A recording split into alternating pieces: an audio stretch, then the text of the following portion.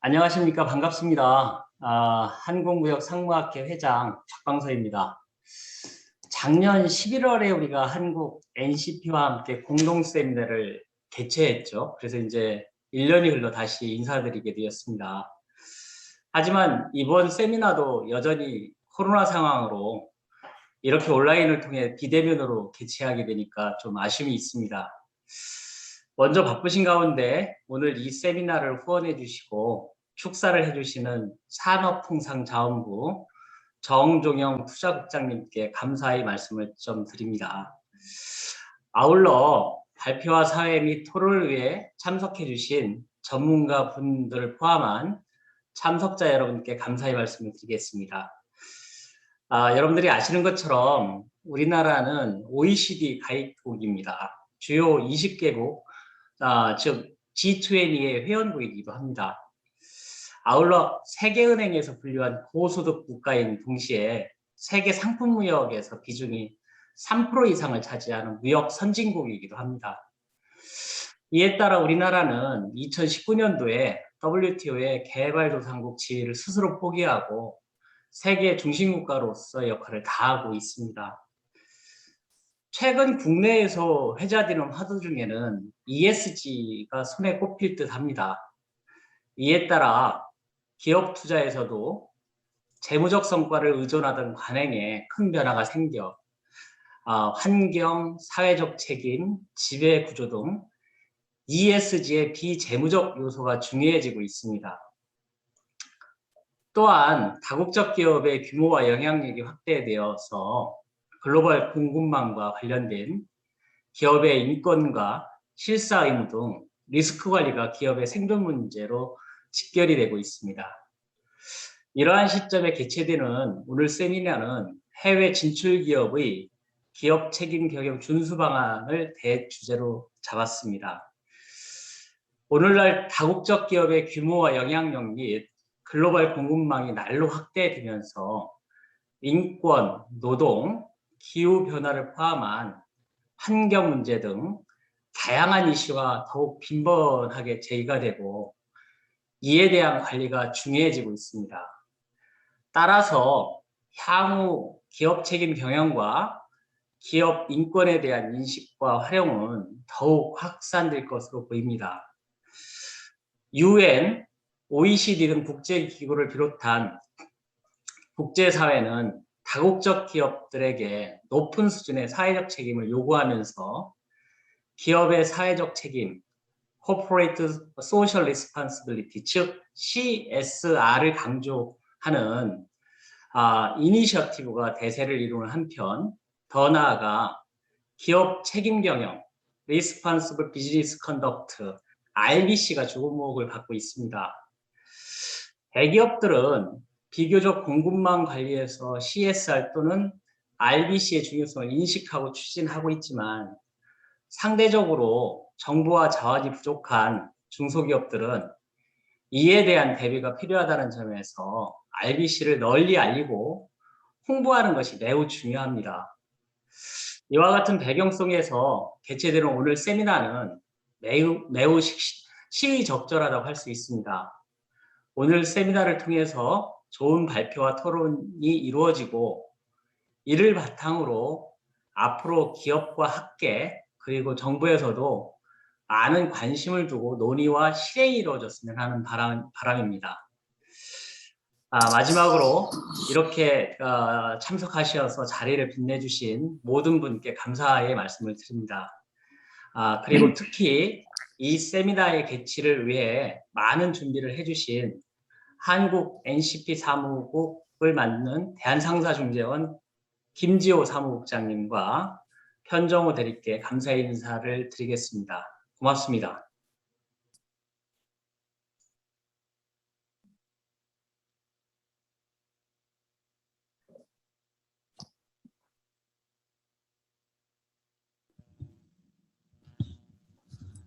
네, 박광석 교수 감사합니다. 저희 이제 산업통상자원부 투자정책관심 정종영 국장님을 대신하여 조영원 사무관님께서 대독하시겠습니다. 축사를 대독하시겠습니다. 예, 들리세요? 네, 잘 잘 들립니다. 들립니다. 감사합니다. 아, 예. 예. 안녕하십니까. 축사를 대신 대독해 드리겠습니다. 가을 단풍이 찾아오는 9월의 마지막 날 해외 진출 기업의 기업 책임 경영 준수 방안 세미나 개최를 진심으로 축하드립니다. 우리나라가 OECD의 다국적 개혁 가이드라인에 따라 국내 연락 사무소를 설치한 지 20여 년이 지났습니다.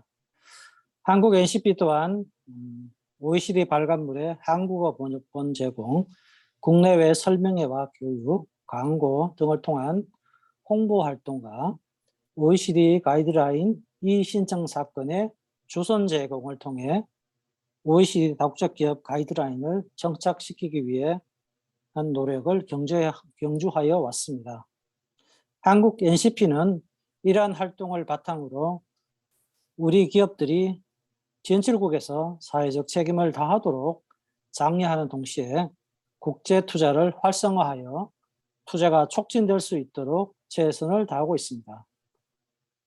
OECD 다국적 기업 가이드라인은 전 세계를 무대로 해외 시장에 진출하여 한국의 경제 영토를 넓히고 있는 우리 기업들이 사회적 책임을 다하고 진출국의 지속 가능한 발전에 기여하고 바람직한 가치를 구현하는 주체로 거듭나는데 핵심적으로 준수해야 할 기업의 원칙이자 기준입니다.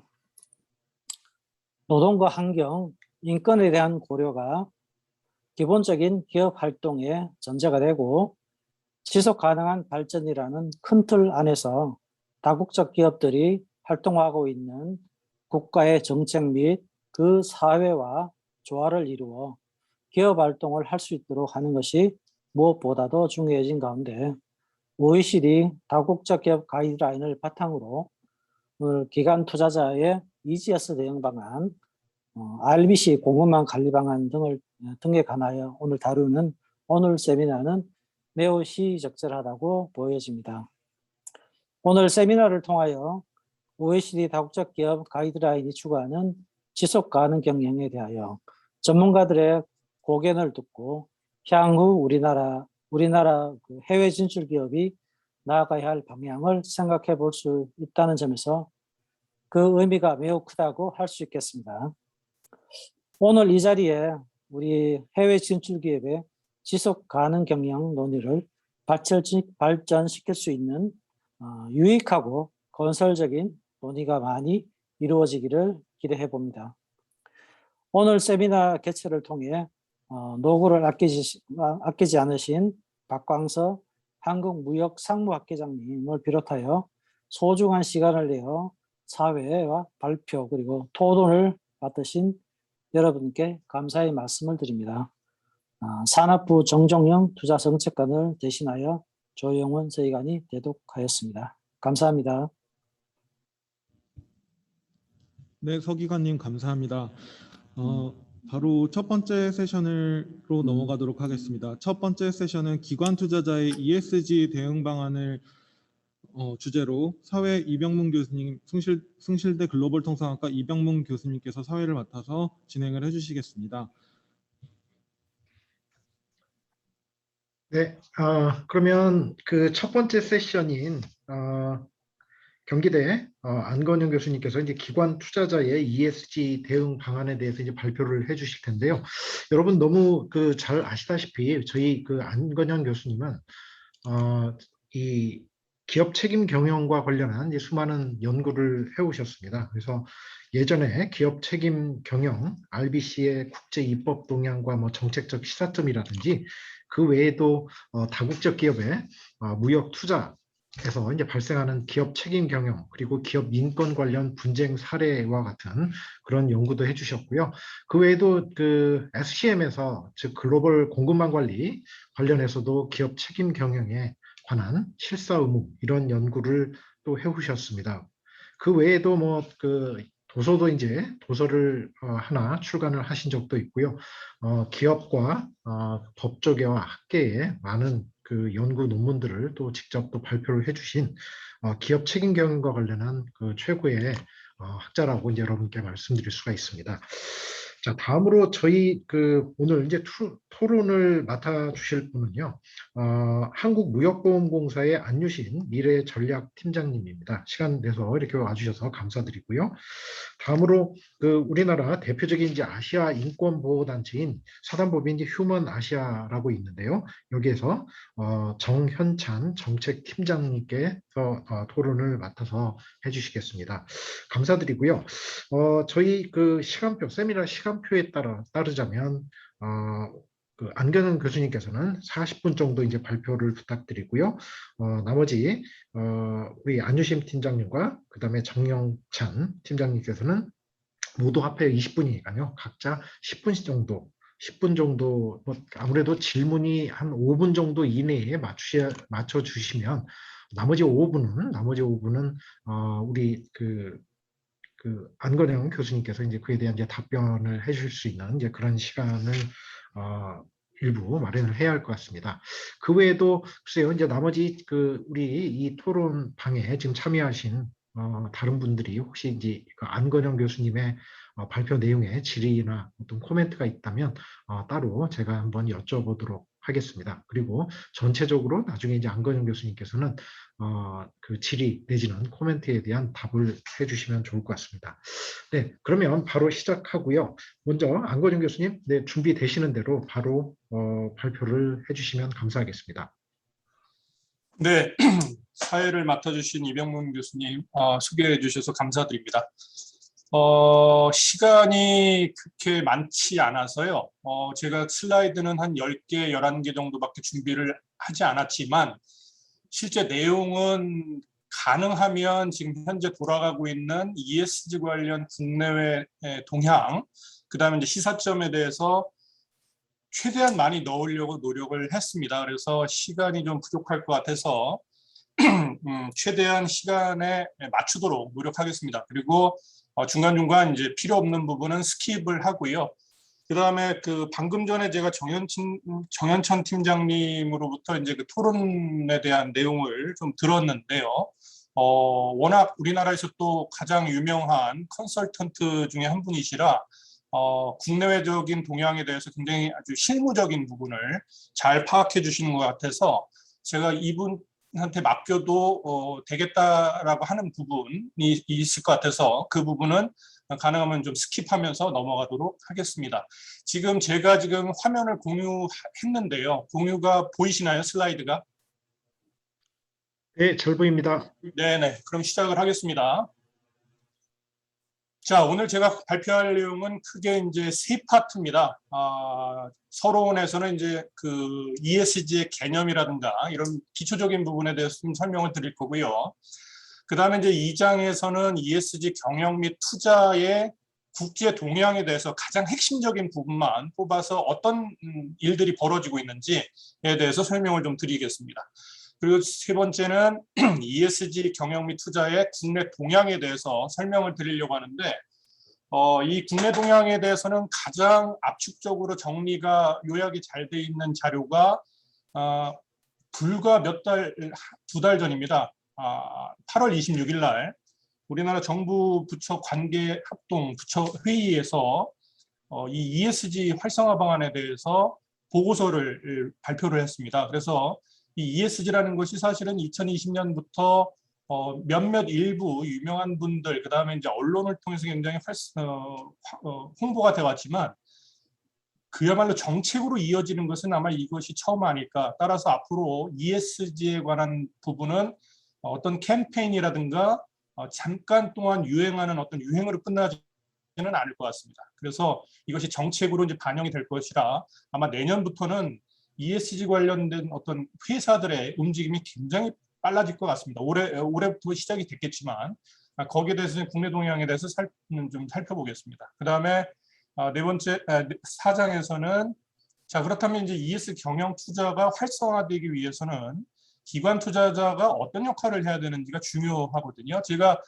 이 부분 발표 준비하면서 좀 느낀 게 뭐냐면 지금까지는 기업의 입장에서 기업 책임 경영이라든가 기업 인권 경영에 대해서 어떻게 보면 국제기구에서 연성법이긴 하지만 좀 프레셔를 가하는 부분이 있었고 여기에 대해서 이제 경성법화되면서 그 기업인권 실사법이 EU를 중심으로 지금 이제 경성법화가 되고 있습니다. 그런데 거기서 멈추지 않고 투자자의 역할까지 이제 넘어가서 그런 기업들이 못하면 아예 투자를 안 하거나 대출을 해주지 않거나 이런 것과 연관이 되면서 이제 ESG라는 이 개념이 증폭이 확 된 겁니다. 전 세계적으로.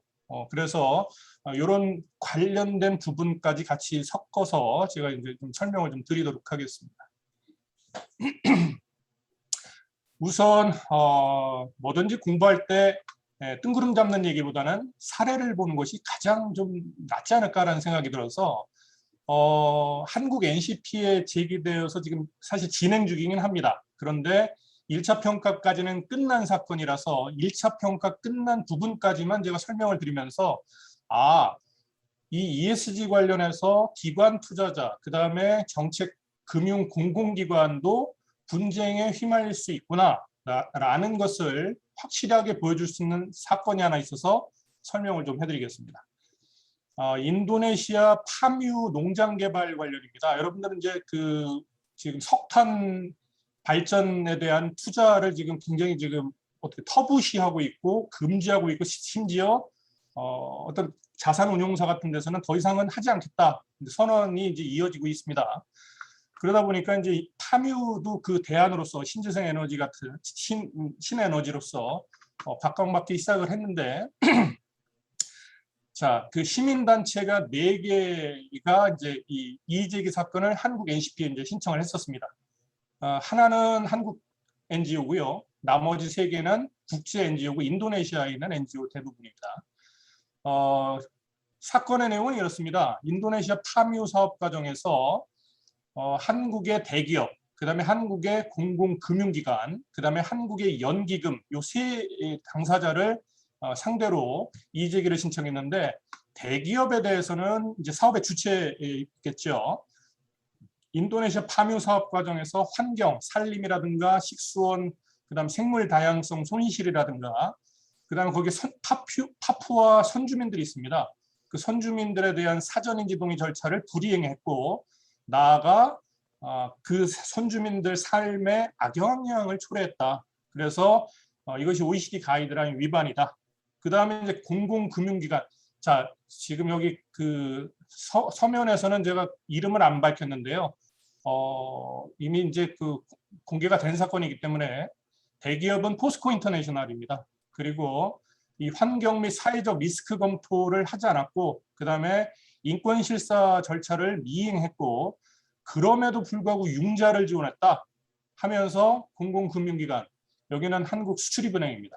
수출입은행이 그러니까 융자를 해준 겁니다. 포스코 인터내셔널의 인도네시아 자회사인 PTBIA 이를 상대로. 그래서 산업은행, 수출입은행에 대해서도 이제 신청을 한 것이고, 마지막으로 이제 기관 투자자로서 대기업의 문제를 인지하고도 영향력을 행사하지 않고 또 인권 실사도 불이행했다 하면서 어디를 또 이제 이의제기를 신청한 거냐면 국민연금공단, 연기금을 상대로 한 것입니다.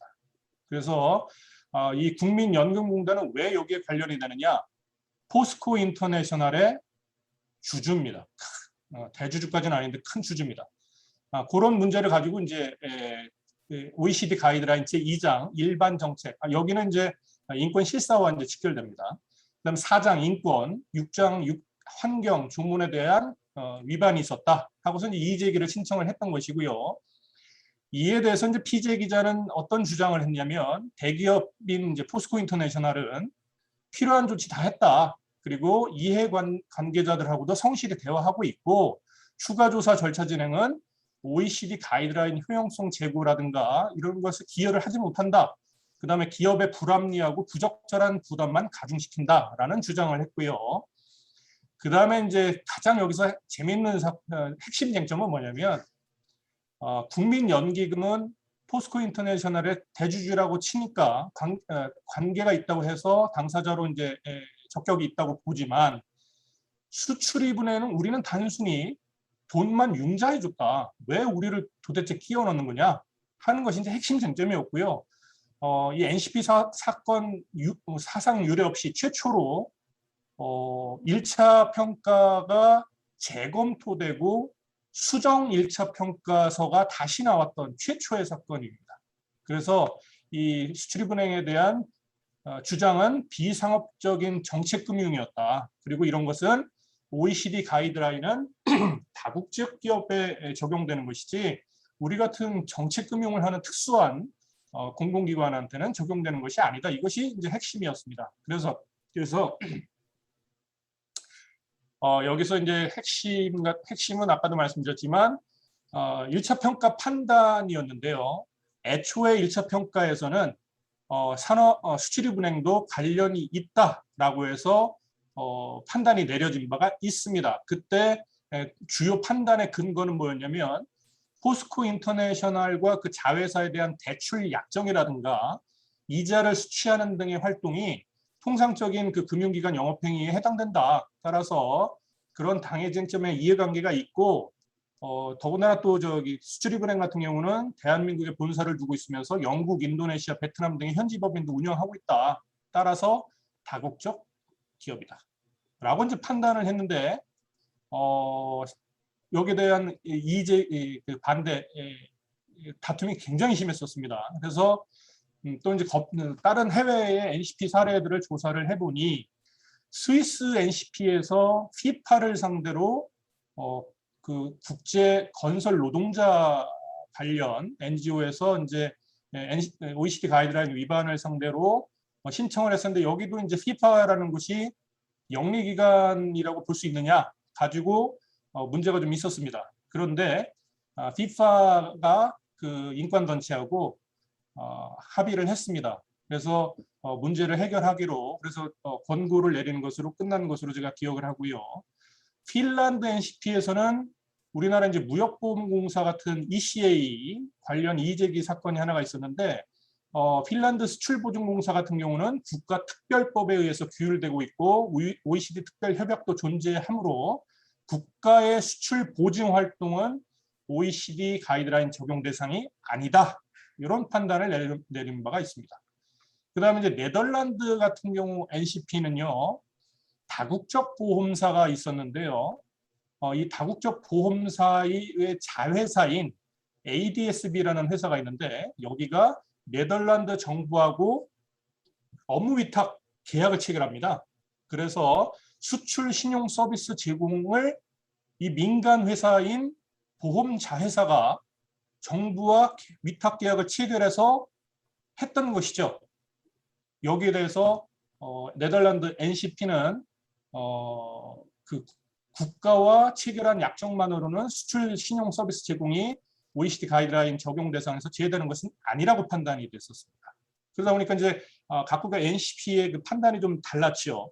그래서 이제 다시 수정 1차 평가를 내렸는데 수정 1차 평가에서는 어떤 판단을 내렸느냐? 수출입은행은 특별법에 따라 규제가 되고 공적 목적 수행을 위해서 설립된 특별법원이다. 공공기관이다. 따라서 본건의 자금 지원은 정부의 해외 농업 개발 종합 계획에 따라서 이루어졌다. 그러므로 정책금융에 해당이 된다. 라고 판단을 하면서 수출입은행을 이 사건의 당사자에서 제외하는 판단을 내렸습니다. 그러니까 지금 ESG나 기업 책임 경영이나 기업 인권의 어떤 분쟁 사례들이 무역 상무학을 공부하는 이 학자들한테 전혀 연관이 없는 부분이 아니라는 것이 이 사건 하나로서 많이 좀 나오고요.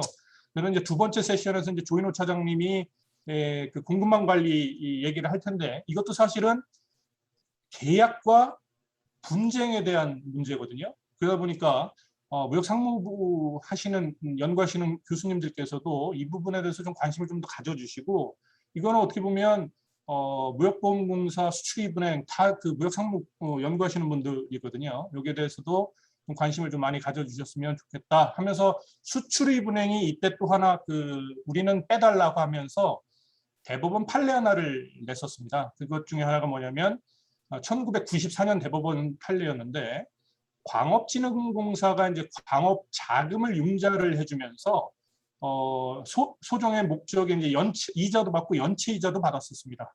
그래서 이거에 대해서 이거는 영리를 목적으로 하는 행위다라는 주장이 있었는데 대법원 판단은 어떻게 나왔냐면 이런 것은 영리를 목적으로 하는 행위라고 보기 어렵다 이렇게 판단이 내려졌습니다. 아마 이 대법원 판례가 상당한 영향도 미치지 않았을까라는 추측만 합니다. 이건 저의 오로지 개인적인 사견일 뿐입니다. 자, 그래서 사건, 분쟁은 이런 식으로 진행되고 발생할 수도 있다라는 것을 이제 여러분들께 좀 소개를 해드리면서 본격적으로 들어가겠습니다. 자, 요즘 ESG 많이 얘기하는데요. ESG를 경영학적 관점과 이제 경제학적 관점에서 좀 설명을 한번 드려보면 기업이 이제 환경 E, 그다음에 사회 S, 그다음에 지배구조 거버넌스 부분에 의미 있는 자원을 배분하는 경영 전략을 이제 경영학적 관점에서 이제 ESG를 보는 것 같습니다. 그리고 이제 여기 이제 궁극적인 목표는 뭐냐면 주주자본주의에서 이해관계자 자본주의로 전환하는 것이 목표로 보입니다. 그다음에 경제학적 관점에서 살펴보면 기업의 경영활동 과정에서 나타난 환경이라든가 사회적인 어떤 부정적인 외부 효과가 이제까지 이제 축적이 되어 왔죠.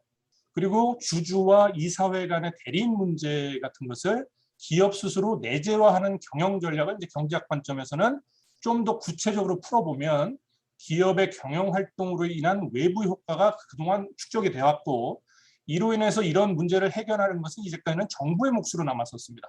그래서 정부의 재정 한계가 온 것이죠. 그러다 보니까 이러한 외부 효과를 감당하는 것이 불가능해졌습니다. 그 와중에 그 다행인지 불행인지 모르겠지만 ICT 기술이 워낙 발달해서 요즘에는 비밀이 있을 수가 없습니다. 그래서 어느 기업이 하나 잘못하면 옛날에 땅콩 사건 기억나시죠? 우리나라에서 벌어진 일인데 BBC의 헤드라인으로 나왔던 걸로 제가 기억합니다. 그래서 평판 리스크가 굉장히 심각했습니다. 그러니까 기업의 입장이나 투자자의 입장에서는 이런 문제 리스크를 매니지먼트하지 않아서는 손해가 클 수밖에 없죠. 사회적 가치로만 볼 수가 없고 경제적 가치를 갖고 있었던 것이죠. 그러다 보니까 ESG 경영이라든가 투자의 추구 요인 증가가 맞물리면서 ESG가 몇 명의 스타 플레이어, 그러니까 가장 스타 플레이어는 이제 그 세계에서 가장 큰 자산운용사가 어디냐면 블랙록입니다. 거기에 이제 레리 핑크 회장이라는 사람이 세계적으로 가장 화두를 일으키는 사람인데 이 사람하고 우리나라에서는 이제 SK그룹의 회장이신 또 상공에서 회장을 맡으시면서 이제 ESG 전도사가 되셨죠. 이 두 분이 국내적으로 쌍끌이를 해주신 겁니다. 그러다 보니까 ESG라는 게 어마어마하게 지금 커진 것으로 저는 봅니다. 근데 이게 하루아침에 된 것은 아니고요. 1960년대 유엔에서 이런 다국적 기업의 폐해를 규율하기 위한 어떤 국제적인 협약, 법적 구속력 있는 협약을 만들려고 몇십 년 동안 했는데 실패했죠. 그러다 보니까 부자 클럽인 OECD가 1976년에 선두를 친 거죠. 먼저 선수를 쳤죠. 그래서 OECD 다국적 기업 가이드라인 것을 만든 것입니다. 그래서 자발적인 그 준수를 주장을 했던 와중에서 이 연성법의 이제 그 단점이 뭐냐면 법적 구속력이 없기 때문에 기업들이 좀 피해 나갈 수 있는, 그다음에 그걸 좀 무시하는 경향이 좀 있었습니다. 그러다 보니까 이걸 이제 경성법화 시키면서 기업 인권 실사법으로 지금 가고 있고요. 그러면서 이제 또 이 투자자까지 OECD든 UN이든 또 하나 이제 찾아낸 해법이 뭐냐면 기업들 당신들 잘하시오 라고 하다가 인권 실사 의무라는 개념을 도입해서 당신만 잘해서는 안 됩니다. 당신이 영향력을 행사할 수 있는 범위, 바운드리에 있는 공급망까지 같이 좀 책임을 지시오까지 하다가 이제는 투자자의 자금을 이용해서 돈줄을 쥐고서 이제 당근과 채찍을 확실하게 휘두를 수 있는, 그러니까 이 모든 것을 시민사회나 NGO 단체에서 어떤 여론을 반향을 일으키고 이것이 이제 국제기구에서 또 이제 반응을 해주고 각국 정부가 여기에 호응을 해주고 그러면서 몇 명의 이제 스타 플레이어들이 영향력 있는 사람들이 ESG라는 또 개념을 2005년에 사실은 만들어진 개념이 처음 나온 거는 2005년에 나온 개념입니다. ESG가. 그래서 지금 갑자기 확 뜬 거예요. 이런 관계가 있다는 것을 설명을 드립니다.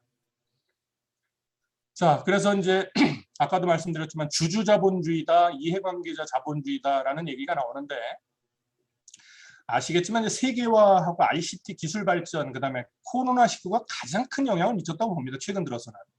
그러다 보니까 주주자본주의가 정말 한계가 너무나 극명하게 드러나고 있습니다.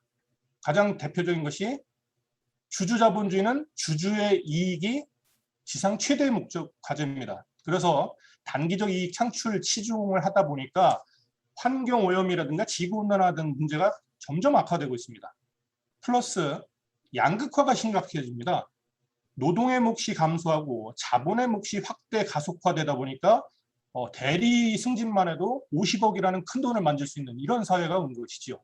그래서 이런 문제들이 지금 계속해서 이제 불거지면서 일자리가 감소하고 저출산이 이어지고 저출산에 따라서 이제 그 학력 인구 감소에 따라서 지방 소멸 위기까지 오고 더 이상 주주자본주의로는 이 사회를 버틸 수가 없다라면서 이해관계자 자본주의로 전환이 불가피하면서 경제학자들도 지금 이 ESG에 이제 뛰어든 겁니다.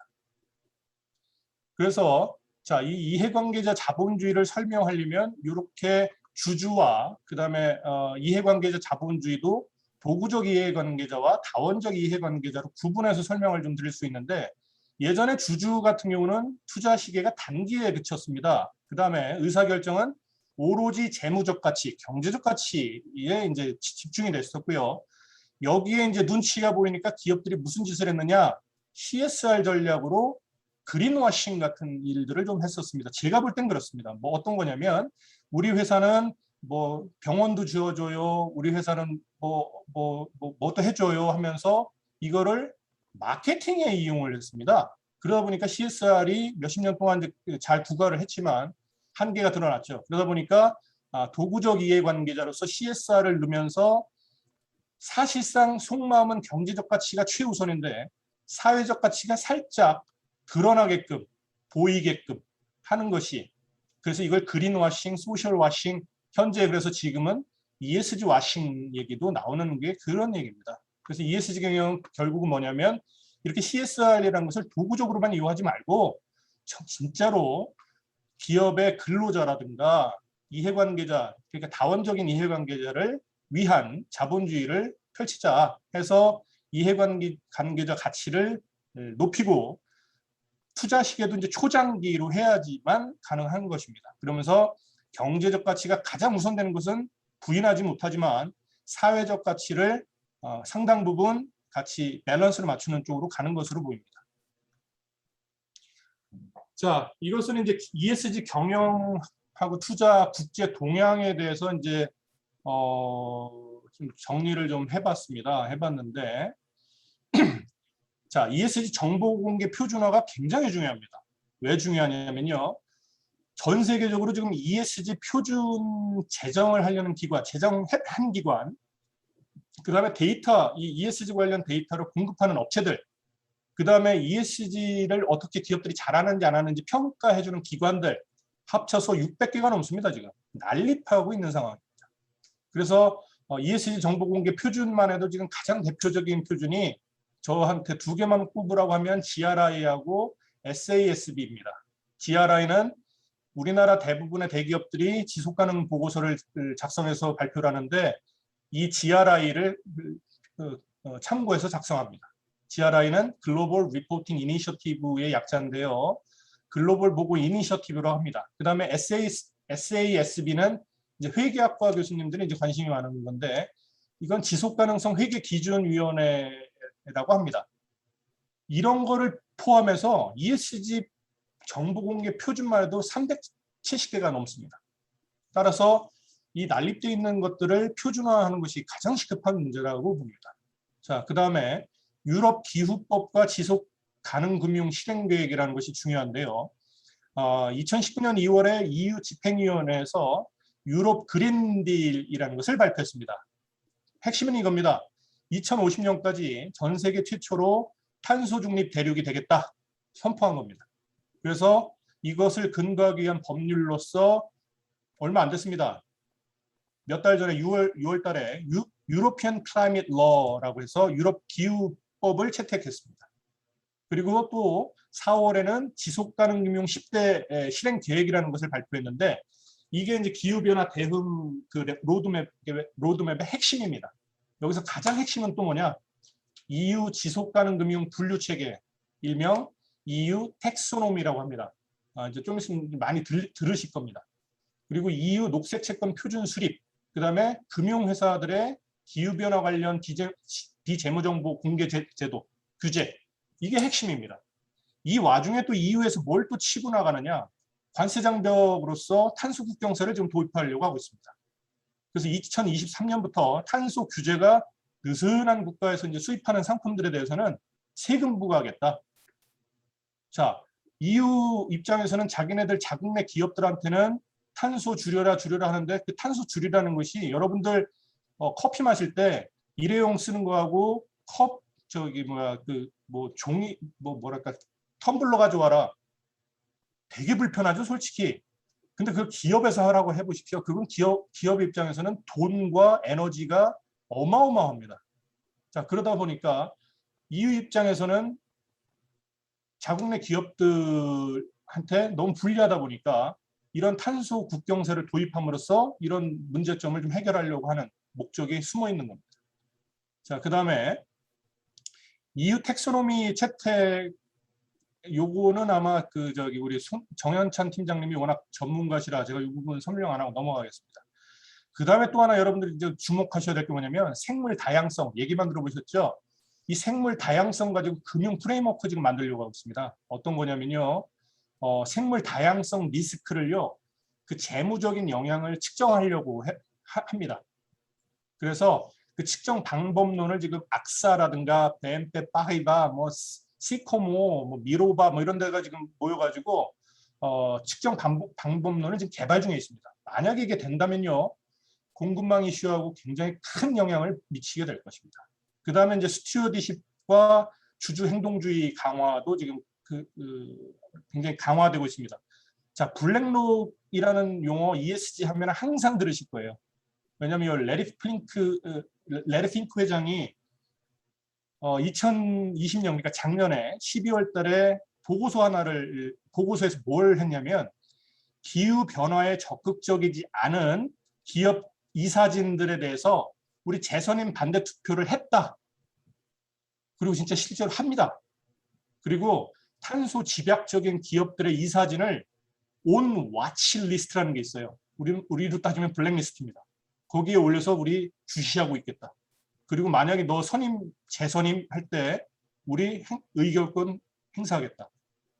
엄청난 지금 압박이 오는 것이죠. 그리고 또 세계 최대 의결권 자문기관이 ISS라는 데가 있어요. 여기가 미국과 유럽 기업에 대한 의결권 투표를 행사할 때 여성 이사가 몇 명 있는지 비율을 포함시키겠다라고 이제 대놓고 선포를 했습니다. 따라서 지금 이제 기업들 입장에서는 여성의 이사 비율을 높이지 않으면 회사 그 대출이나 이런 것이 회수될 수도 있는, 급박하게 돌아가고 있습니다. 지금 전 세계적으로. 그다음에 그다음에 이제 공급망 인권 실사 부분은 오늘 이제 조인호 차장님하고 국가인권위원회 이제 윤성민 전문가께서 자세하게 설명을 할 거기 때문에 저는 여기는 하지 않겠습니다. 넘어가겠습니다. 자, 이게 대한민국 정부가 드디어 말로만 떠들지 않고 8월 26일 날 관계부처 합동으로 기획재정부가 이제 주도를 했습니다. ESG 인프라 확충 방안을 실제로 발표를 해버렸습니다. 엄청난 영향이 올 겁니다. 올해 말부터. 그러면서 지금 대한민국 정부는 어떤 생각을 갖고 있느냐. ESG가 포스트 코로나 지속 가능 성장을 위한 핵심 아젠다가 될 수밖에 없다. 그래서 체계적으로 대응 목적을 펼쳐야 되겠다 하면서 그게 이제 ESG 경영과 ESG 투자로 구분해서 ESG 경영 확산에 대해서는 이거는 이제 또 이제 두 번째, 세 번째 세션의 발표자들이 좀 얘기를 할 수도 있을 것 같아서 여기는 하지 않고 넘어가겠습니다. 제가 할 거는 ESG 투자 활성화 부분에서 몇 개만 제가 선택적으로 하겠습니다. 자, ESG 투자를 활성화시키려면요, 크게 세 가지가 이제 확산이 돼야 됩니다. 첫 번째는 ESG 채권이라든가 펀드가 자유롭게 거래되면서 막 활성화가 돼야지만 ESG 경영이 기업들이 따라옵니다. 그래서 금융의 역할이 매우 중요합니다. 그 다음에 이제 시장 자율 규제 체계 구축도 매우 중요한 것이고요. 그 다음에 이제 그 금융 투자자, 그러니까 민간 금융 회사들이 이런 문제들을 해결하고 주도적으로 나가는 것은 사실 쉽지 않습니다. 왜냐하면 기업이나 민간 금융 회사나 주주와 이사회 간의 어떤 신인 의무, 수탁 의무가 있기 때문에 마음대로 할 수가 없습니다. 특히 세계에서 가장 그 ESG 경영 투자에 대해서 선구자로 평가받았던 분이 누구냐면 프랑스의 다농이라는 회사가 있어요. 다농. 다농이라고 하면 잘 모르겠지만 에비앙, 볼빅, 엑타비아 이런 거 말씀드리면 아실 만한 기업이죠. 자, 이런 기업의 CEO가 이 ESG 경영 투자를 위해서 굉장히 선구적으로 앞서서 몇 년 동안 활동을 했습니다. 경영을 했습니다. 그랬더니 헤지펀드들이 들고 일어났습니다. 왜 이런 거 해가지고 지금 우리 주주한테 돌아올 몫을 깎아먹고 있느냐 해가지고 결국 어떻게 됐느냐, 해고당했습니다. 이사회에서 해고당했습니다.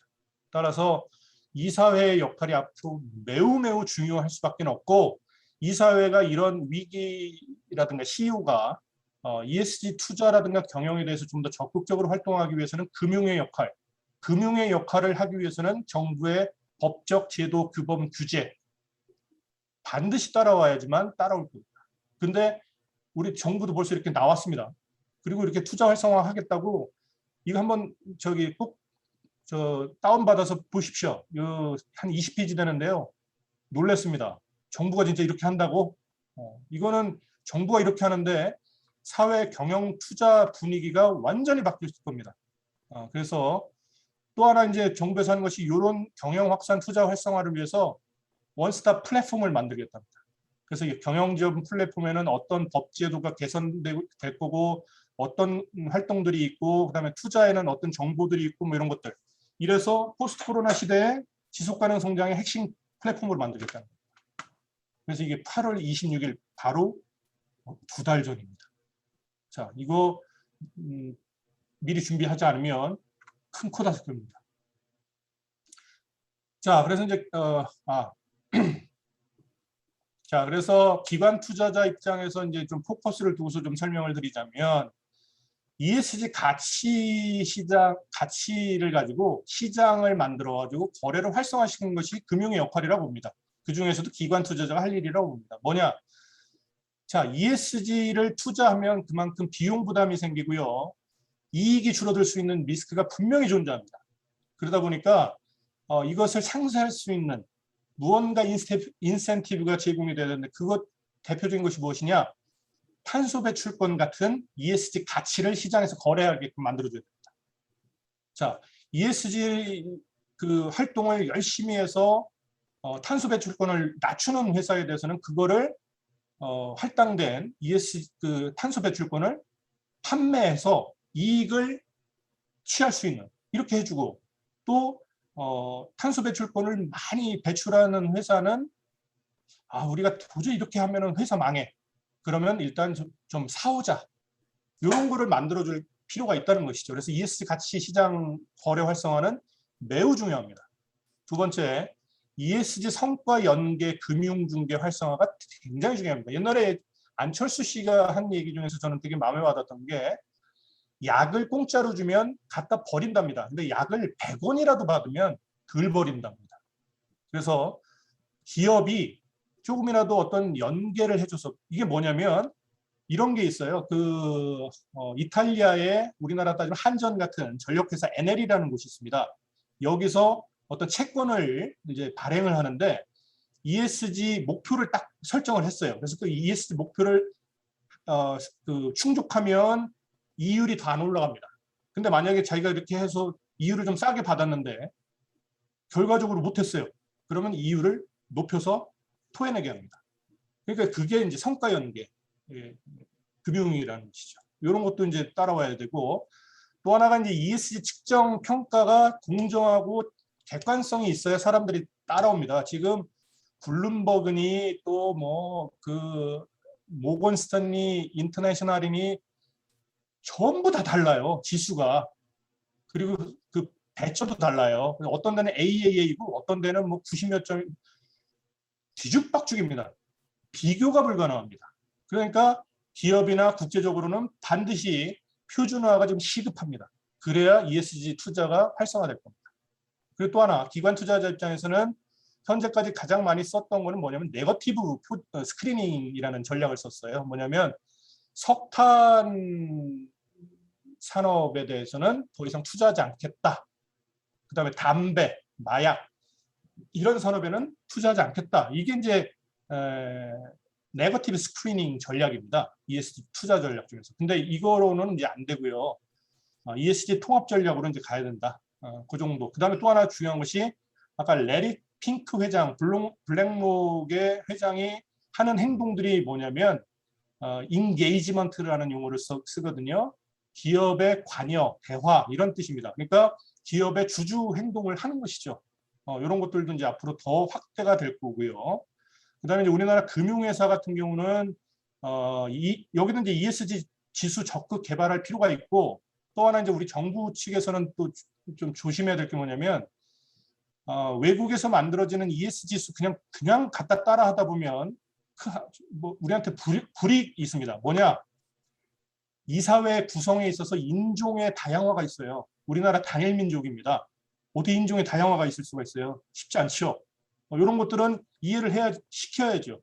아니면 좀 늦추든가. 뭐 이런 것들. 그다음에 증권회사 같은 경우는 뭐 리서치 역량 강화라든가 이런 것들이 이제 많이 필요하다. 그래서 이제 시간이 다 돼서 결론으로 이제 넘어가겠습니다. 그래서 ESG 경영하고 투자 활성화를 위한 방안은 이제까지는 OECD하고 UN에서 OECD 다국적 기업 가이드라인과 UN Guiding Principles on Business and Human Rights, 그러니까 UN 기업 인권 이행 지침을 통해서 기업과 기업의 그 공급망에 대해서 자 착하게 살아라, 가치 이런 쪽으로 갔다가 지금은 이제 이걸 투자 쪽과 결합시켜서 이제 사회를 바꾸겠다는 거거든요. 이해관계자 자본주의로.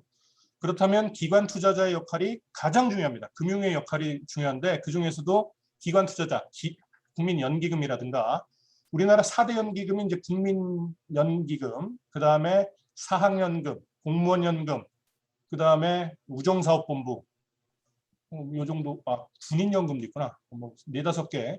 이런 데서 이제 좀 역할을 좀 확실하게 해줘야 되겠죠. 또 하나 중요한 것이 아까도 제가 그 프랑스 다농 회사의 CEO 엠마뉴엘 파베 그 사람의 해고 사례를 좀 들어봤는데 이사회 역할도 강화가 돼야 돼요. 근데 이사회가 의지만으로는 부족하고요. 또 하나 요즘에 제가 가장 대표적인 ESG 왓싱이라고 생각하는 것 중에 하나가 ESG에 대해서 전혀 모르는 문외한들 갖다 심어놓고서 그걸 ESG 위원회라고 갖다 구성해놓고 뭐 활동한다고 그러는데 이런 거에 대해서는 어떤 평가든가 뭔가 해서 조달이라든가 경종을 좀 울릴 필요가 좀 있다. 그래서 앞으로는 이사들에 대한 그 ESG나 기업 인권, 그다음에 기업 책임 경영에 대한 교육도 훨씬 대폭 강화를 시켜야 된다. 얘기를 좀 해드리고 싶고, 그다음에 이제 정부 입장에서 정부가 가장 중요합니다. 근데 정부 입장에서는 지금 8월 26일 날 일단 잘 띄었습니다. 뻐꾸기를 둥지 위로 띄었습니다. 자, 기관 투자자 이사회의 역할은 분명 한계가 있을 수밖에 없습니다. 따라서 ESG 경영하고 투자 촉진 환경을 유도하기 위해서는 정부의 책임이 굉장히 크다. 자, 우리나라 정부가 제대로 적응하지 못하면 기업도 물론 이제 기업이 더 빠르니까 대기업 입장에서는 나가겠지만 지금 중소기업에 대한 이 교육이 또 절실한 이유가 뭐냐면요. 미국하고 유럽이 중국과 이제 통상 전쟁을 계속 치르면서 지금 또 하나 이제 노리고 있는 것이 전 세계적인 글로벌 그 밸류 체인의 혁신적인 변화입니다. 그래서 중국 업체들을 빼고 새로운 공급망 그 네트워크들을 만들려고 하고 있는데 그 가장 좋은 방법이 뭐냐? 중국 기업들이 못 따라올 게 뭐가 있을까요? 인권입니다. 윤리입니다. 사람이 돈을 금방 벌 수는 있지만 사람의 윤리라든가 인권은 쉽게 단시일 내에 이룰 수 없습니다. 그래서 이런 걸 내세워서 사다리 걷어차기가 지금 이루어지고 있는 이상 우리나라 중견, 중소기업도 이에 대한 대응이 반드시 필요하다. 여기에 대해서 대기업과 파트너십을 맺든가 아니면 정부에서 적극적인 바우처 활동이나 뭐 컨설팅 활동이든 교육이든 해줘야 된다. 그리고 더 중요한 거 금융회사, 그다음에 공공투자 기관들 여기에도 확실한 인센티브를 제공해줘야 역마진이 안 생길 수도 있습니다. 역마진이 생길 수도 있어요. 자, ESG 하면은 이율 낮춰줘요. 그러다 보니까 받아야 될 것보다 주는 금액이 더 많이 나오고 뭐 이런 경우가 생길 수 있단 말이죠. 그래서 이런 걸 방지하기 위해서라도 그다음에 금융의 역할을 좀 더 촉진하기 위해서라도 금융회사에 대한 인센티브도 확실하게 정부에서 제공할 필요가 있다라는 얘기를 말씀을 드리면서 오늘 제 발표는 시간이 다 된 관계로 여기서 마치겠습니다. 감사합니다. 네, 한건임 교수님, 굉장히 소중한 그 발표 감사드리고요. 그러면 바로 이어가지고 우리 안유신 팀장님 질문이나 뭐 코멘트 부탁드리도록 하겠습니다. 예, 안녕하십니까. 저 무역보험공사의 안유신 팀장입니다. 잘 들리시죠? 안건영 교수님 발표 재미있게 잘 들었습니다. 특히나 수은하고 포스코 관련한 사례는 NCP 소송 관련한 사례는 저희 무보한테도 시사하는 바가 커가지고 굉장히 재미있게 흥미롭게 들었습니다. 다행히 이제 무보가 이제 수출 신용에 대한 공적 수출 신용에 대한 지원을 하는 기관이다 보니까 수출입은행하고 비슷한 사례가 많을 수 있을 것 같은데 저희는 아직까지 이제 NCP에 대한 소송 자체가 문제가 심각하게 된 적은 없지만 공적 수출 신용 기관 쪽에서 가장 이슈가 많이 되고 있는 부분 중에 하나는 석탄 화력 발전에 대한 지원 부분입니다.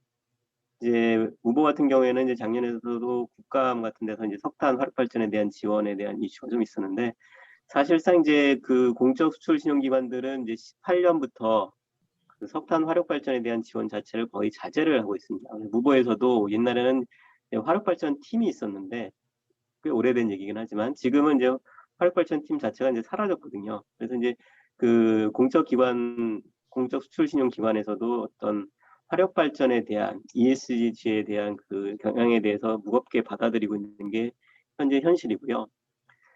또 하나 말씀드리고 싶은 거는 이제 공기관들이 ESG를 어떻게 받아들이고 있는지 무보 사례를 좀 하나 말씀드리고 싶은 게 있는데 저희가 이제 얼마 전에 중장기 경영 목표 5개년 계획을 수립을 했는데 중장기 경영 목표가 이제 4대 전략으로 이루어져 있습니다. 뭐 이제 저희 같은 경우는 포스트 코로나에 대해서 어떻게 지원하겠다, 이제 중소 중견기업을 어떻게 지원을 하고 또 그리고 지속 발전을 위해서 어떤 경영을 해야 되냐, 내부적인 역량 강화 이런 3가지 전략 외에 한 가지 참고하실 만한 거는 이제 4번째 전략 중에 ESG 경영 체계에 대한 확립에 대한 부분이 있습니다. 그래서 앞으로 나아갈 5개년 목표 중에 4대 전략 중에 하나가 이제 ESG 경영이 들어올 만큼 굉장히 크게 받아들이고 있다는 게 한 가지 특징인데요.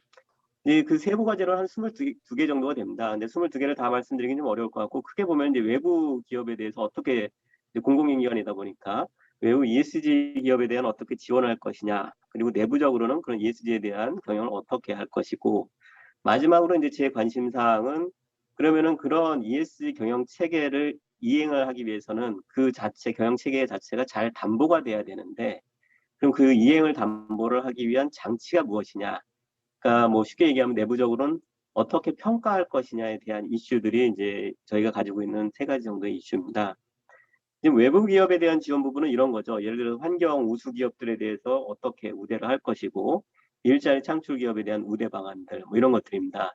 그러니까 예전에는 동일한 값을 가지고서도 무역보험에 대해서 이제 동일하게 지원을 했다라고 하면 이제 동일한 기업에 대해서 지원을 하는 게 아니라 같은 상황이라면 조금 더 환경 우수 기업 그리고 일자리 창출을 더 많이 하는 기업에 대해서 지원을 하려고 하는 움직임이 있다는 거죠.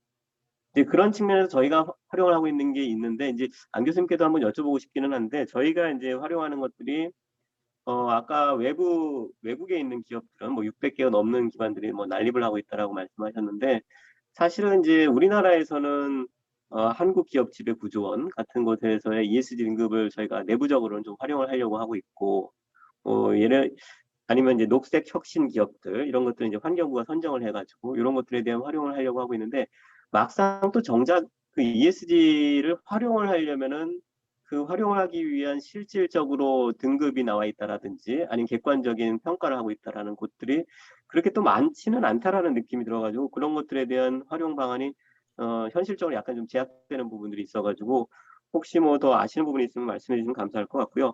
내부적으로는 또 이런 것도 있습니다. 내부적으로는 이제 어떻게 온실가스를 감축하고, 뭐 내부적으로 이제 제일 요새 이슈가 되는 게 윤리, 인권, 준법 경영을 어떻게 담보할 것이냐, 뭐 이런 것들이 이슈가 되고도 있습니다.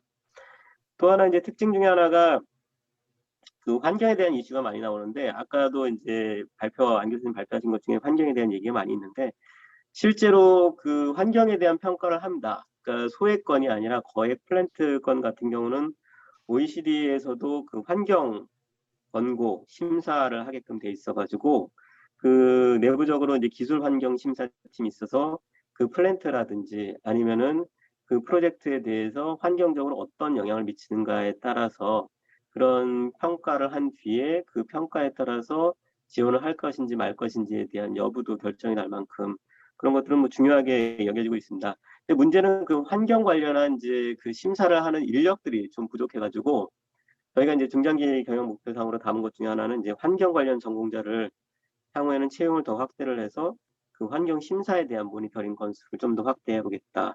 뭐 이런 것들도 같이 담겨져 있습니다. 그래서 환경 심사에 대한 것들도 이 공적 수출 신용기관에서는 점점 무겁게 다가오고 있는 이슈 중에 하나가 될 수밖에 없다라는 부분을 말씀드릴 수 있을 것 같고요. 물론 이제 아까 스튜어트십 얘기 말씀하셨을 때 이제 떠올랐던 것 중에 하나가 이제 투자에 대한 부분들이 저희도 떠올랐는데, 뭐 ESG 채권이라든지 뭐 펀드가 그렇게 우리나라에 많은 건 아니지만, 그 올해부터는 무보에서도 ESG에 대한 그 투자 계획을 별도로 수립을 할 만큼 공기관에서도 ESG 관련한 투자 부분들도 점점 신경을 쓰고 있습니다. 그런 정도에 대한 말씀을 하나 가지 코멘트를 드릴 수 있을 것 같고요.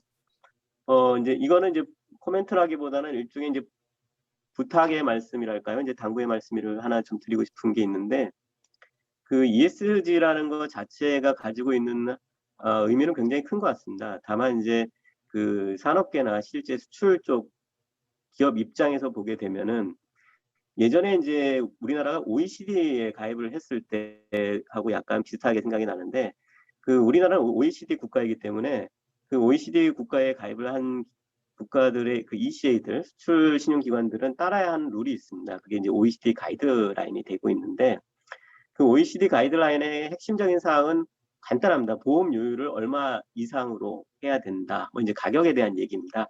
가격을 덤핑 칠 수 없다. 수출보험에 대한 가격 덤핑 금지. 뭐 이런 얘기입니다. 근데 이제 OECD 가이드라인이 맨 처음에 제정됐을 때의 취지는 그런 거죠. 이제 서로 출혈 경쟁하지 말고 적정한 선을 유지를 하면서 경쟁을 하자라는 그런 얘기였었는데, 그 물론 제 취지는 좋은데 그렇게 되면은 이제 우리나라 수출 기업을 지원할 때에 대한 그 한계점이 드러나기 때문에, 당시에 우리나라는 이제 한꺼번에 OECD 가이드를 따르지 않고 60%, 80%, 100% 이렇게 해서 2002년까지 단계적으로 했었습니다. 그게 지나고 보면 어떤 느낌이었었냐면, 사실은 OECD 가이드라인 자체가 그 수출 지원을 하는 데 대한 규제로서 다가오게 되는 거고, 그 규제가 일종의 그 선진국이 쳐놓은 사다리 걷어차기의 느낌도 있습니다.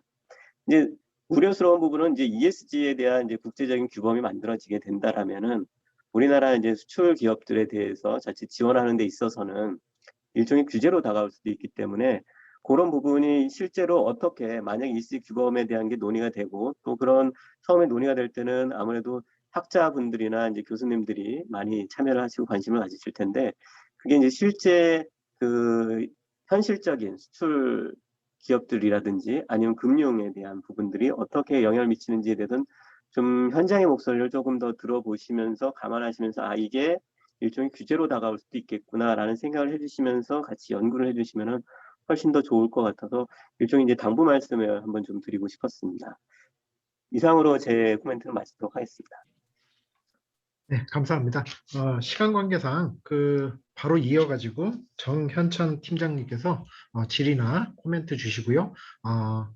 다음으로 혹시 뭐 플로에 계신 분들 중에 그 코멘트 계신 분들은 한번 말씀 주시고요. 마지막으로 이제 우리 경기대 안건영 교수님께서 종합 멘트를, 그러니까 그 답변을 주시는 것으로 그렇게 하겠습니다. 네, 팀장님, 정팀장님 부탁드립니다. 네, 저 일단 제 발제문은 줌 채팅방을 통해서 공유를 했습니다. 네, 참고해 주시면 감사하겠습니다. 기관 투자자의 ESG 대응 방안의 경우 이제 안건영 교수님께서 발표해 주신 바처럼 한국을 비롯한 여러 주요국들이 여러 공시 지침과 관련 정책을 수립하고 있고 스튜어디십 코드부터 지속 가능성 정보 공시, 이해관계자의 정보 접근권 보장, 이중 중재성 등 굉장히 많은 개념과 내용들이 오늘 첫 번째 세션 주제에 포섭이 됩니다. 이렇게 여러 내용들을 압축적으로 잘 정리해 주신 안건영 교수님 발표 정말 잘 들었습니다. 저는 기관 투자자의 ESG 대응 방안 중에서도 해외 동향을 중심으로 덧붙이고자 합니다. 그러나 이제 이 ESG에 대한 관심은 최근에서 증폭됐습니다만 안건영 교수님 말씀해 주셨던 것처럼 꽤 오래전부터 쓰인 개념이고 그 UN 책임 투자 원칙이라든지 UN 글로벌 컴팩트라든지 이런 차원으로 이미 2000년대 초중반에 나온 개념입니다. 그러나 2000년대의 ESG 개념과 오늘날의 ESG는 꽤 큰 차이를 보인다는 것을 강조하고 싶고, 이에 앞서 말씀드리고 싶은 것은 국내에서는 기업의 사회적 책임, 즉 CSR과 ESG 간의 차이를 일종의 교집합처럼 여기되 투자가 투자 유치와 더욱 밀접한 관련이 있다는 정도로 이해하는 경향이 있습니다. 해외 동향을 살펴보고자 하는 이유는, 그리고 그것이 꼭 필요한 이유는 오늘날의 ESG에 대한 정확한 이해를 위해서입니다. 유럽연합의 경우에는 ESG 공시지침 등을 법률의 형태로 제도화한 경우입니다. 꽤 오랜 시간 여러 연구와 컨설테이션을 통한 이해관계자 의견 수렴 등 아주 면밀하게 준비를 해온 경우라고 볼 수 있습니다. 유럽연합의 규모를 상기해 볼 때 이들의 입법례가 큰 영향을 미칠 것은 분명하고요. 유럽연합에서는 ESG 제도 인프라 구축을 위해서 ESG 정보 공개를 강제하는 지속가능 금융 공시를 올해 3월에 제정했습니다. 이는 통상 영어 약자로 SFDR이라고 불리고 R은 regulation을 의미하기 때문에 모든 유럽연합 회원국에 일제히 적용되는 강력한 규범입니다. SFDR은 특히 기관 투자자를 비롯한 금융기관에 부과되는 의무이고, 특히 기관 투자자의 수탁자 의무를 강조하고 기관 투자자가 투자와 투자 자문 과정에서 ESG를 얼마나 고려했는지에 관해 최종 투자자에게 공시하는 것을 의무화한 것입니다. 이 투자와 투자 자문 과정에서 ESG를 고려한다는 것은 이 유럽연합의 맥락에서는 사업 활동 과정에서 환경, 사회, 지배구조에 부정적 영향을 야기 기여한 기업을 투자 대상 기업에서 제외한다는 것을 의미하고, 따라서 유럽연합으로부터 투자를 유치하고자 하는 국내 기업에게는 신무역 장벽으로 작용할 것으로 보입니다. 특히 이제 유럽연합 영내 금융기관에 적용되는 것이기 때문에 해당 규제의 내용들이 여러 국가와 이해관계자에게 큰 영향력을 미칠 것은 분명해 보입니다. 다음으로 지속가능성 정보 공시 지침입니다. 이것은 이제 2014년에 유럽연합에서는 NFRD라고 불리는 비재무정보 공시 지침을 수립했습니다. 다만 앞서 SFDR과 달리 NFRD라고 불리는 이 비재무정보 공시 지침은 디렉티브, 즉 지침이고, 내용을 그대로 모든 회원국이 수용하는 것이 아니라 국내법으로의 수용은 회원국의 자율 위임되었습니다. 그래서 준수 또는 사유 설명이라는 comply or explain이라는 자율적인 메커니즘을 차용하고 있는데, 이 자율적인 메커니즘은 통상 CSR 투자 및 보고서, 사회적 책임 투자, 스튜어디십 코드에서 주로 활용하는 것입니다. 예, 간단히 설명드리자면 자율위임인 것이고, 준수하던가 준수하지 않았다면 준수할 수 없었던 충분한 사유를 설명하라는 것입니다. 문제는 그 사유가 충분히 합당한지 판단하는 권위 있는 검증 주체가 없기 때문에 규범력이 약할 수밖에 없습니다.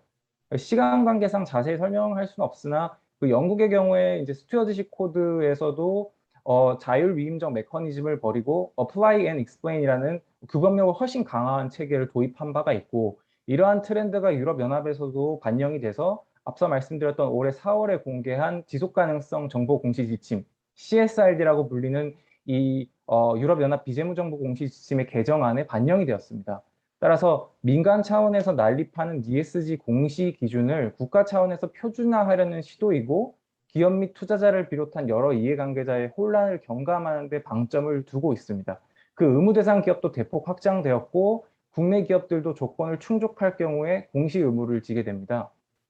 이 CSRD는 유럽연합의 ESG 공시 지침이라고 불리기 때문에 참고해야 할 만한 하고, 공시 표준 역시 환경, 사회, 지배 구조에 관한 것인데, 특기할 만한 점은 S, 즉 사회에 대한 내용을 정확히 개정안 내에서 사람에 대한 영향으로 거듭 명시하면서 ESG 맥락에서의 사회는 인권과 밀접한 관계를 맺고 있음을 강조했습니다.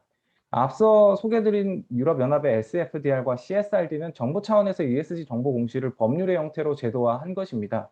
이제 CSR의 경우에는 기업의 선한 역할인 것에 관한 것이기 때문에 정책적 차원에선 장려될 수 있어도 이를 지키지 않는다고 해서 특별한 법적 책임을 묻거나 민형사 행정적 차원의 제재를 가할 수 없었습니다. 그래서 구속력 있는 법률로 의무화가 되지 않았고 법률로 규제할 수 있는 대상도 아니었습니다. 그러나 유럽연합의 ESG 정보공시 정책과 법률은 사업활동 과정에서 약이 기여한 부정적 영향을 경감 예방하는 것으로 기업으로 하여금 법적으로 구속력 있는 의무를 부과할 수 있게 되었습니다. 즉 유럽연합을 비롯한 주요국에서 논의되는 ESG는 법적 책임과 연동되는 개념이라고 볼 수 있습니다. 그래서 공급망 실사나 인권 실사, 기업 실사 등에 대해서는 다음 세션에서 다른 연사분들이 더 잘 설명해 주시겠습니다만, 유럽연합의 ESG 공시 지침은 실사와 연동되는 개념이라고 현재 나와 있습니다. 이런 인식론을 토대로 개별 유럽연합 회원국이 공시 보고 내용을 검증하고 신뢰할 만한 투명한 정보를 기업에게 요구하고 있습니다. 이는 투자자를 비롯한 이해관계자의 정보 접근권을 보장하는 차원이고, 위 ESG 공시 지침을 준수하지 않았을 경우에 행정벌을 부과할 수 있도록도 밝히고 있습니다. 다음으로 2017년에 소개된 OECD 기관 투자자를 위한 기업 책임 경영을 잠깐 말씀드리겠습니다. 앞서 유럽연합 ESG 공시 지침은 실사와 연동된다고 말씀을 드렸는데, 이는 기업의 인권 존중 책임, 기업 책임 경영을 강조하는 것입니다. 이러한 개념은 국제연성규범 및 유엔 기업과 인권 이행 원칙이나 OECD 다국적 기업 가이드라인에 나와 있는 것인데, 제가 OECD 기관 투자자를 위한 기업 책임 경영을 잠깐 소개하는 까닭은 이 유럽연합의 ESG 공시 지침이 실사화, 즉 법률주의 접근을 토대로 하고 있다는 것은 그다지 새로운 것이 아니라는 것입니다. 왜냐하면 17년 OECD 기관 투자자를 위한 기업 책임 경영에도 나와 있는 내용입니다. 그 풀타이틀은 OECD 기관 투자자를 위한 기업 책임 경영, OECD 다국적 기업 가이드라인에 따른 기업 실사 시 핵심 고려 사항입니다. 해당 가이드라인에서도 실사의 이행을 기관 투자자들에게도 요구하고 있고, RBC 이슈와 관련하여 부정적 영향을 경감 예방, 대처할 것을 공고하고 있습니다. 또 더 나아가서 기관 투자자가 RBC 이슈에 부정적 영향을 약이 기여한 기업에 투자할 경우에 이를 투자 사슬을 통한 연루로 판단하고, 즉 OECD 가이드라인 위반이라는 것이고, 이를 NCP 피소의 대상으로도 보고 있습니다. 또한 RBC 기준은 ESG 기준과 크게 상이하지 않고, 기관 투자자들이 주로 RBC 대신 ESG라는 용어를 쓴다라고 말하고 있습니다. 정리하자면 최근 국제 동향은 기업의 인권 존중 책임과 기업 책임 경영을 강조하며, 이를 법률의 형식으로 구체적인 수단과 이행 지침을 제도화하는 것에 이르렀습니다. 이는 SFDR과 CSRD 등 유럽연합 ESG 공시 규제와 지침이 명백히 증명하고 있는 것이고, 실사법을 통해서도 확인해 볼 수 있습니다. 이제 기관 투자자가 이제 ESG 차원에서 문제를 야기하고 기여한 기업에 투자할 경우 이에 대한 연루 책임 기속되는 형태로 SFDR, 유럽의 ESG 공시 지침이 나온 것, 오늘날의 ESG는 결국 부정적 영향을 경감 예방하는 데 초점을 맞추고 있다는 점, 따라서 짧은 유행으로 끝날 윤리적 차원의 캠페인이 아니라 법률주의적 접근을 토대로 한 것이 오늘날의 ESG입니다. 지난 CSR의 경우에는 어떻게 돈을 기업이 쓰느냐에 관련된 것이라면, ESG 시대에서는 어떻게 기업이 돈을 버느냐에 관련된 것이고, 그 과정을 투명하게 공개하고 환경사회 지배 구조에 부정적인 영향을 야기 기여했다면 대응책 구제책을 마련하고 개선의 의지를 보이라는 식으로 현재 구성이 되어 있습니다. 이를 정확하게 이해하고 대응하는 것이 아무래도 제일 중요하다는 것으로 이만 마치겠습니다. 감사합니다. 네, 정팀장님, 그 ESG와 CS 간의 뭐 차이점이라든지 이런 것들까지 같이 소중한 코멘트를 주셔서 감사드리고요. 혹시 그 참여하시고 계신 뭐 교수님 내지는 실무 전문가님들 혹시 그 질의나 코멘트가 있으시면 해주시겠습니까? 네, 아무래도 좀 시간이 뭐 저 녹록치가 않기도 합니다. 그 다른 그 질의나 코멘트가 없으시면요, 바로 우리 경기대 그 안건영 교수님 전체적으로 이렇게 좀 답변 마무리 멘트를 좀 부탁드리도록 하겠습니다. 네, 우선 정현찬 팀장님 아주 차분하게 제가 놓친 부분 잘 지적해 주셔서 감사드리고요. 안유신 박사님 이제 아까 질문 중에 지금 너무나 이제 난립된 문제를 어떻게, 그다음 무역공공사에서도 좀 어떤 식으로 추진할까라는 얘기를 좀 하셨는데, 두 가지 말씀드릴게요. 하나는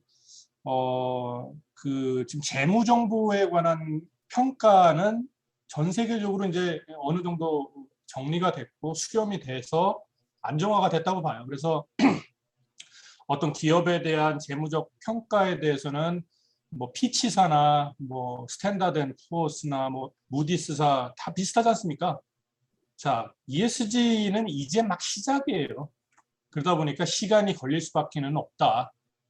시간이 해결해 줄 건데, 다행인 것은 이 ESG 관련해서 가장 영향력을 끼치고 있는 그 기관들 중에서 GRI가 있고요, SASB, 그러니까 그 표준 지속 가능성 회계 기준 위원회라고 표현하죠. 여기 그다음에 IIRC, 그다음에 CDSB, 그다음에 CDP, 요 5개 가장 영향력 있는 기구들이 작년 9월에 ESG 공개 관련해서 공통 표준 제정 합의를 이뤄냈었습니다. 그래서 아까 표준화 작업이 굉장히 이제 속도를 낼 거고요. 또 한 가지가 이제 회계 쪽에서 이제 그 회계 기준하고 또 맞물려서 영향을 많이 행사를 하고 있는데요. 그거 관련해서 이제 국제 회계 기준이라는 게 있어요. IFRS라고. 이 재단에서도 지속 가능성 기준위원회라는 것을 출범을 시켰습니다. 그래서 아마 ESG 정보 공개 표준화는 가속화가 될 거고요. 시간이 걸릴 뿐이지 언젠가는 해결될 거다. 근데 중요한 것은요, 대한민국 정부가 이제까지는 룰 팔로워 입장으로만 자꾸만 이렇게 접근을 했는데, 앞으로는 안유신 박사님 잘 지적해 주셨듯이 룰 세터에 적극 참여해야 됩니다. 아까도 제가 잠깐 예시를 하나 드렸는데, ESG 관련해서 이제 거버넌스에서 한국 기업들이 또 그 다양한 인종성, 뭐 여성, 뭐 이사 이런 부분에 있어서 굉장히 그 타격을 입을 가능성이 높아요. 그리고 또 하나가 지금 EU에서 탄소 국경세 지금 도입하려고 하는데, 만약에 탄소 국경세 진짜로 도입되면요, 우리나라 자동차, 전자, 철강, 석유화학 엄청난 타격이 입을 겁니다. 이쪽에 있어서는 이게 관세 장벽이거든요. 그래서 이런 것들도 이제 정부 차원에서 굉장히 적극적으로 도입할 필요가 있고, 그다음에 이제 무역보험공사에서 이제 안유신 박사님 잘 제안해 주셨는데, 그 실무에 계신 분들 참여, 그러니까 이제 학자들이 아무래도 이제 그런 국제적인 활동에 참여를 많이 하게 될 텐데, 거기에 의견을 반영시키게 해달라라는 말씀을 해주셨는데, 당연히 그래야 됩니다.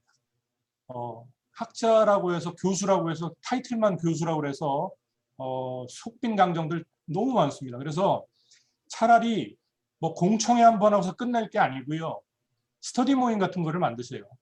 무역보험공사 자체적으로 어떤 분야에 대해서 1년이면 1년 해가지고 학자도 부르고 컨설턴트도 부르고, 컨설턴트 분들이 실무는 제일 잘 알아요. 뭐 이런 분들을 끼워서, 그래서 그냥 무작정 그냥 연구 용역이나 뭐 컨설팅 뭐 맡기지 마시고 같이 할 수 있는, 그래서 결국 뭐 컨설팅을 맡기든 뭔가 같이 할 수 있는 그 플랫폼을 좀 만드시라. 아까 대한민국 정부가 왜 그 플랫폼 만든다고 하겠습니까? 결국은 의견 취합. 지금 플랫폼이, 저 배달의민지 보세요. 그냥 평정하잖아요. 그러니까 무역보험공사도 그런 정책금융 관련해서 좀 플랫폼 역할을 좀 해주셨으면, 거기에 좀 풀을 만들어서 진짜 전문가들로 좀 이렇게 한번 추진해 보셨으면 어떨까라는 좀 생각이, 저도 사실 평소에 아쉬운 부분이 있습니다. 이상입니다. 네, 감사합니다. 오늘 기관 투자자 ESG 대응 방안으로 소중한 발표. 아까 지금 네. 안효신 박사님 뭐 할 말씀 있으신 것 같은데. 예, 교수님 그냥 뭐 말씀하신 거 감사드리고요. 좀 전에 말씀하신 것 중에 하나 이제 짧게 질문이 하나 있어가지고 아까 이제 GRA 말씀하시고 SASB 말씀하시고 이제 그 해외 기관들에 대한 부분들은 저희도 참고를 하고 있는데 그 해외에 대한 기관들이 아니고 국내에서 이 ESG에 대한 저희가 이제 이해하는 건 이제 한국 기업 지배구조원 뭐 이런 정도가 주로 알고 있는데 혹시 국내에서도 ESG에 대한 어떤 평가라든지 아니면은 이제 주로 이것과 관련한 이쪽 분야에 대한 그 평가, 등급 뭐 이런 정도에 대한 거를 하는 기관들이 있을까요? 저도 사실은 한국 기업 지배 구조원 정도밖에는 모르는데 제가 생각할 땐 정현찬 팀장님이 더 잘하실 것 같은데 이 부분은 실무를 하시니까 어떠세요?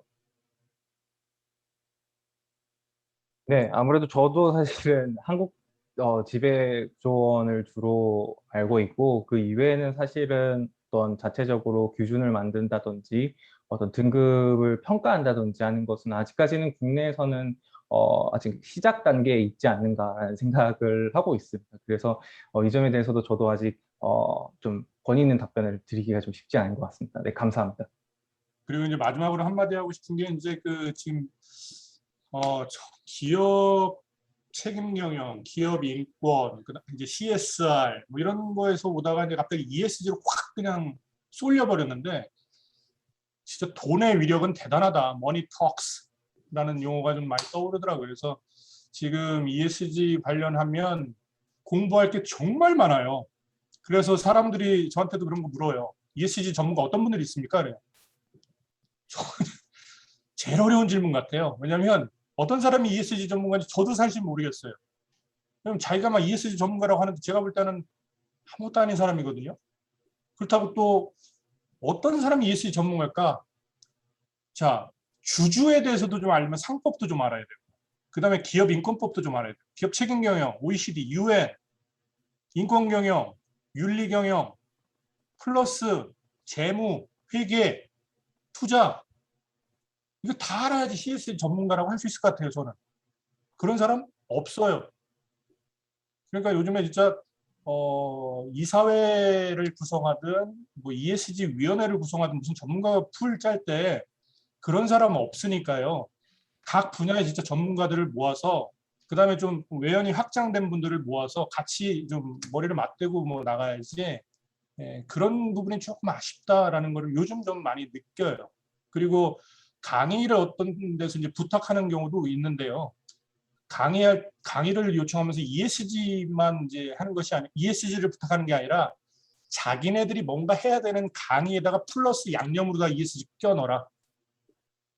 대표적인 저는 그거는 ESG 와싱하고 똑같은 짓이라는 생각이 좀 많이 들어요. 그래서 하려면 확실히 해라. 흉내만 냈다가는 큰 코 다친다. 라는 얘기를 좀 하고 싶습니다. 준비가 좀 많이 필요하겠다라는 얘기를 좀 하고 싶습니다. 이상으로 마치겠습니다. 이병문 교수님. 네, 감사드립니다. 시간이 좀 많이 지체졌습니다. 아무래도 굉장히 흥미로운 주제를 가지고 이야기를 하다 보니까 여러 질의사항들도 이제 많이 나왔고요. 그리고 그에 대한 이제 답변 또한 일부 좀 길어진 부분이 있습니다. 네, 이상 마치도록 하고요.